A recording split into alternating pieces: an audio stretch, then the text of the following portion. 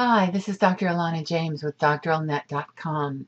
The purpose of this video is to save you hours and hours of writing time and perhaps to save some confusion between yourself and your advisor as you turn in copies to be considered of the first 3 chapters of your dissertation. The message of this video is don't make it hard on yourself. Get your head clear before you start to write your dissertation about what it should have and what the focus should be. What we find is that there are 2, let's say, hats or roles that you play, and they get confused as you write. The first one is that you want to do good things in your world. You're a professional person and you've got a problem, and this research will add to your ability to improve the work that is in your particular industry. That's great, but that is not the purpose of the document you are about to start to write. The purpose of the dissertation and the proposal, the first 3 chapters that lead up to the entire dissertation, is to discuss the study, the research, nothing else. So put on your research hat as you start to write. Now, what will this do? How will it change the way that you write?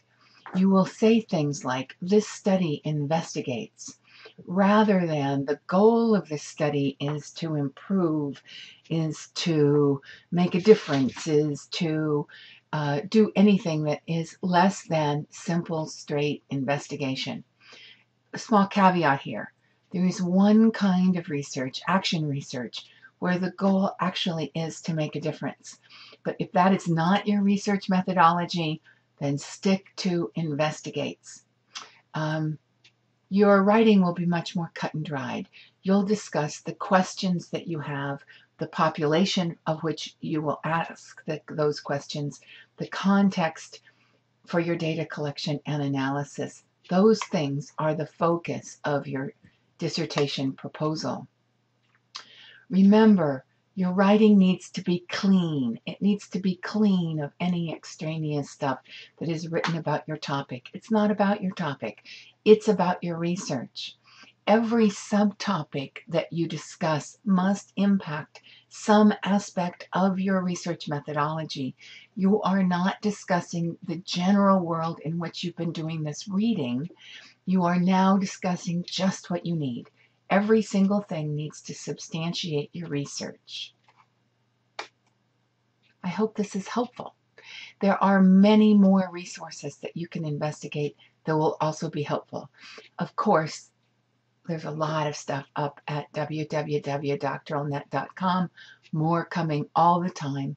Things that we produce in answer to the doctoral students that we work with.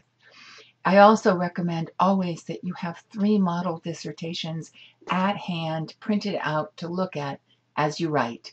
One that is your methodology, one that is basically some aspect of your study or a similar topic, and a third one that is just plain well written, doesn't put you to sleep, uses graphics well, etc.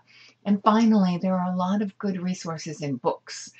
I read several when I was getting my dissertation, but the one that stood out for me and that I recommend mostly to the students I work with is Rudistam and Newton. Might be even a later edition than the 2007 one that I have, but the title is Surviving Your Dissertation. I hope these things are helpful and that you'll find more interesting and useful information on dralnet.com. Thanks.